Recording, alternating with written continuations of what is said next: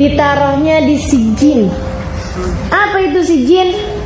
Kerak bumi yang paling bawah. Panas bumi itu berasal dari sana, teman-teman sekalian. Di sana itu terdapat siksaan-siksaan, keadaan-keadaan yang sangat tidak menyenangkan. Itu paling enggak enaknya orang di dalam kubur, namanya sijin. Ada lagi sedikit sekalian saya melihatkan orang-orang yang mereka sih dibilang penuh dengan dosa, penuh dengan maksiat. Waktu hidupnya enggak juga sampai yang dimasukin ke sijin gitu, tapi dosa juga, maksiat juga gitu. Maksudnya balasan enggak enaknya di atas itu, mendingan gitu. Apa itu? Saudariku sekalian yang saya muliakan, mereka ini enggak masuk dalam siksa, tapi dibukain lobang melihat tempat kembalinya nanti di neraka kayak gimana. Kayak nonton TV gitu ya, tapi ceritanya di TV itu tentang diri sendiri. Yang ceritanya adalah film horor. Enak apa enggak tuh? Ya Allah, tersiksanya luar biasa. Ini nih yang nomor 1 si jin, sama yang nomor 2 ini kalau bulan Ramadan cuti. Kalau bulan Ramadan dihentikan, si jin ataupun yang kedua ini. Ini tayangannya selesai dulu. Jadi tersiksa-siksa setengah mati itu mereka melihat nanti nerakanya dia kayak gimana gitu. Ditontonin nerakanya, ya ampun, nyesel dah tuh.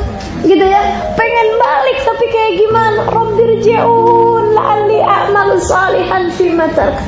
Ini yang pertama tadi yang saya ceritain di sijin, atau yang kedua yang dibukakan tempatnya nanti di neraka seperti apa. Ini teman-teman saudaraku sekalian yang saya muliakan, ini yang nangis tiap harinya, ya ampun, balikin sehari ya Allah, balikin. Enggak sehari deh ya Allah, sejam ya Allah, balikin. Oh enggak sejam, enggak apa-apa ya Allah, 5 menit balikin. 5 menit balikin. Dan kabarnya ini sering disampaikan oleh Hubabah Nur. Katanya Hubabah Nur, itu orang, andai mereka diizinin sama Allah Subhanahu wa taala buat balik sejam di bumi, apa yang mereka akan pilih? Mereka akan pilih hadir majelis, teman-teman sekalian. Mereka akan pilih hadir majelis. Yang sekarang kita lakukan ini. Ketika melihat bahwa balasan dari Allah Subhanahu wa taala untuk hadir majelis ternyata pahala yang enggak bisa dibandingkan dengan yang lain. Asal adabnya benar, asal niatnya benar, asal keadaan kita di dalam hadir majelis memang konsentrasi penuh pada apa yang sedang kita jalankan. Jadi yang pertama, adab yang paling perih adalah yang tentang di sijin. Di atasnya itu enggak. Kan saya mau adem juga di sana. Jadi yang kedua, kemudian yang dalam kuburnya adalah dibukakan lubang melihat neraka itu nanti seperti apa. Ya ampun, ngerinya ya. Nah ini teman-teman sekalian, ada lagi, mohon maaf, di atasnya itu, di antara itu, yang pertama si jin, yang kedua, sedikit sekalian saya muliakan, dia enggak di neraka, dan dia juga enggak di alam kubur yang diperlihatkan layarnya dia atau keadaan neraka nanti, enggak. Tapi dia itu sama Allah rohnya ditaruh di sebuah burung, yang burungnya itu kelilingan neraka. Jadi dia sih ngerasain neraka, masuk neraka enggak gitu ya, tapi udah kelilingan neraka, kan gak enak juga tuh. Gak enak juga. Siapa mereka? Orang-orang yang mengajak dalam keburukan. Oh ini bahaya nih, bahaya nih. Ini nih, pengajak keburukan, lawannya syahid, teman-teman sekalian, lawannya syahid. Sebab syahid nanti juga balasannya mirip seperti itu, tapi untuk yang surga gitu. Jadi yang pertama paling susah nih yang di sijin nih, yang ditaruh di siksaan tadi itu ya, kerak bumi paling bawah, panasan, disiksa sama Allah Subhanahu wa taala. Ini yang pertama nih, adab kubur yang hufrah min kufarin niron, yang Nabi Muhammad bilang tadi, lembah dari lembah-lembahnya api neraka.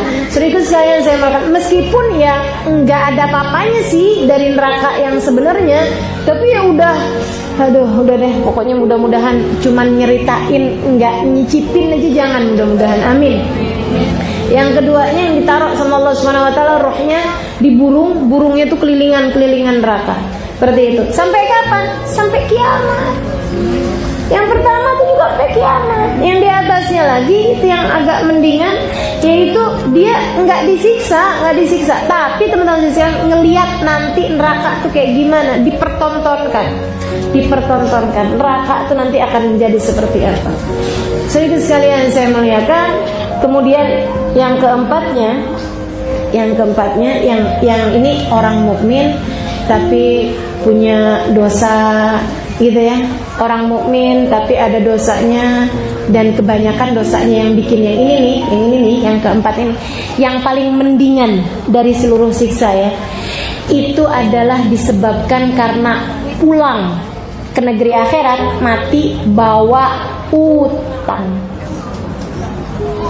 Apa itu? Serius sekalian, di penjara.